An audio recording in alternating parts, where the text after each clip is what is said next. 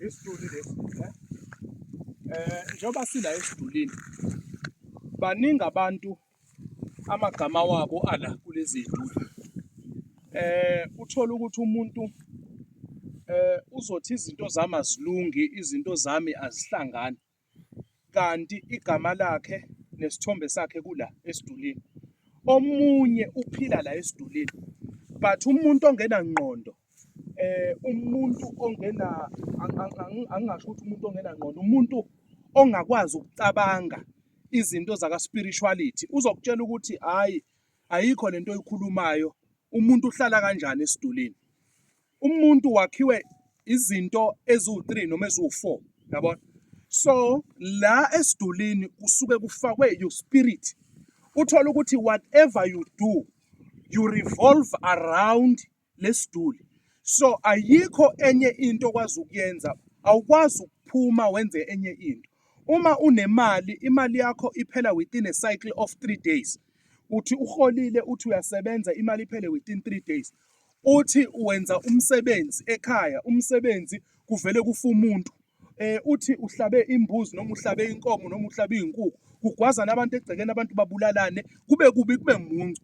Ayisakhulunywa indaba lo msebenzi, but sekukhulunywa ukuthi kamaqethuka bathe abantu behleli bephuza kwavane kwabulalana abantu, okusho ukuthi bekade kudla iy'lwane zakhe. Ngenxa yani? Ngenxa yokuthi zonke izinto ozenzayo they come back ukuza kulesi siduli, then emveni kwalokho impilo yakho i-revolve around.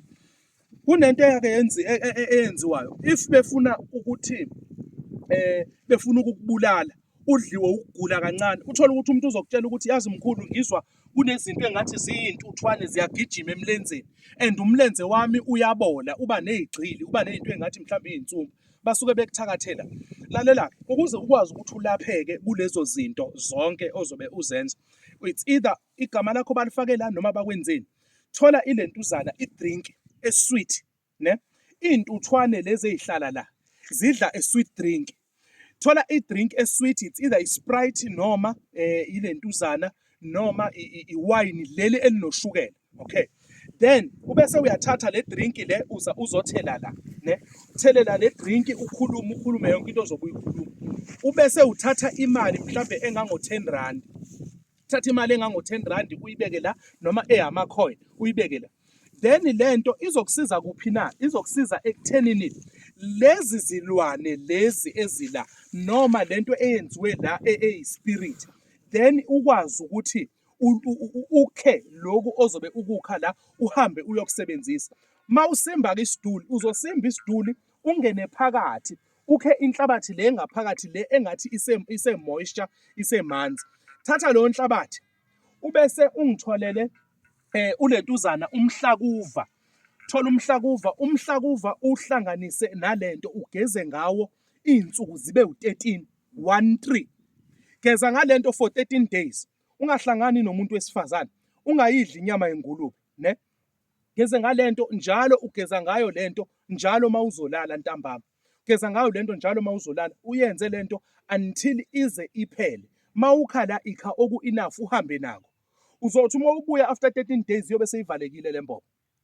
Ne? Iyobe seyivalekile le mbobo. Ngalesikhathi ukhuluma uthi uma kukhona umuntu owangithwebula wayovala izinto zami emhlabathini, njengamanje izinto zami ngithi mazivuleke.